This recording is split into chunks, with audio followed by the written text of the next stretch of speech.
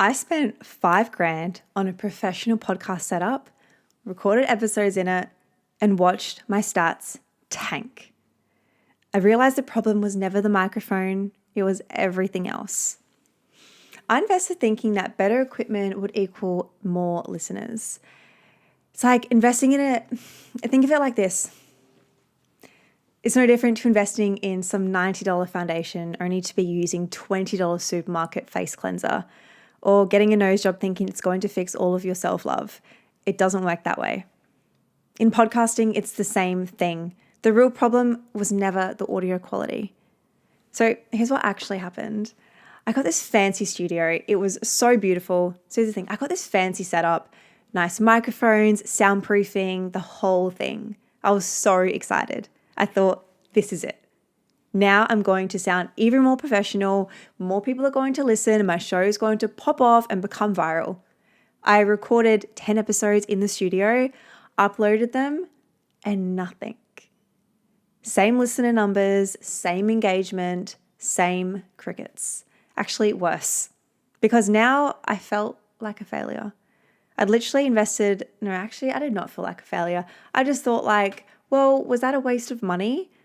Like, I'd literally invested thousands of dollars and it changed absolutely nothing. Like, was this just the dumbest business move I've made? Did I just like waste all this money? And I was like, okay, I sat with it for a while, like a tiny bit frustrated. And honestly, I was like, what am I doing wrong? And then I realized the $5,000 was not wasted. It was an investment. It was a fucking epic experience. And I got to learn what the real problem actually was. So here's the thing. It wasn't the quality. It was these 5 things. Number 1, there was no clear positioning. I was talking to everybody on my podcast. Entrepreneurs, creatives, people interested in astrology, personal branding, business, health, fitness. Like, I was all over the place. So when someone landed on my podcast, they had no idea if it was for them. There was no clear positioning, no clear audience. Start somewhere could mean literally anything to anybody. Number 2, there was no entry point for new listeners. So I had over 170 episodes. Yet if someone new landed on episode 47, they probably had zero idea where to start. There was no start here episode. There was no clear narrative. It looked like just over 170 random episodes floating in space, talking on so many different topics.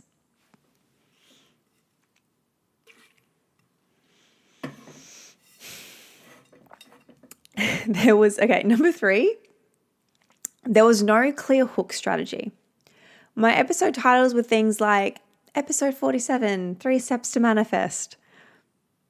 Like, nothing that made someone think, oh my God, I need to listen to this. Like, this is for me. Nothing searchable, nothing that stopped the scroll.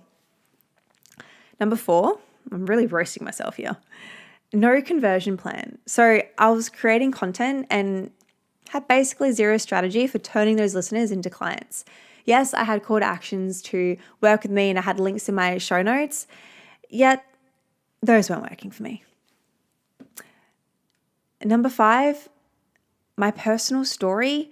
Every now and then I would weave into content. However, I was still teaching generic lessons and not sharing enough specifics about my own journey, particularly when it comes to personal branding.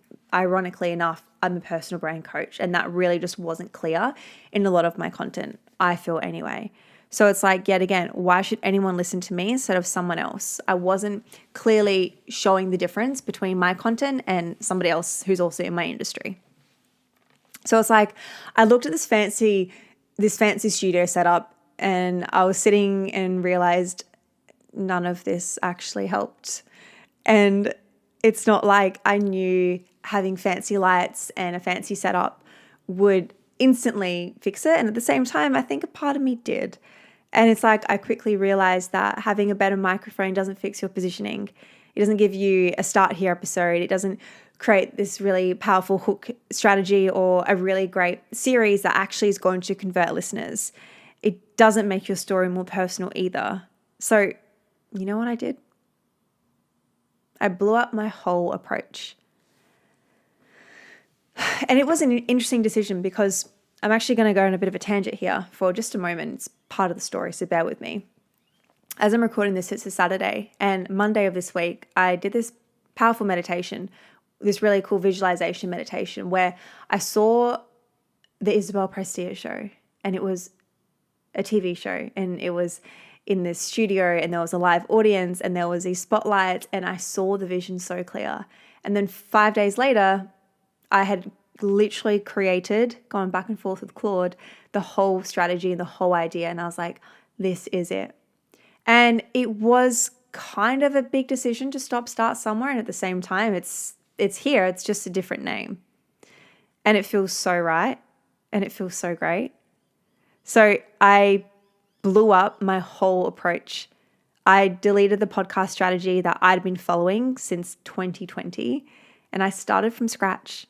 I built this framework from the ground up, and this is the series. And this series is what came about it. It's the sixth things I wish I knew before I recorded episode 1 of this podcast. And over the next 6 weeks, I'm going to be teaching you the exact blueprint I'm rebuilding my podcast with. Not about equipment, not about posting frequency, not about consistency and show up more, about the stuff that actually matters. So your positioning, who are you actually for?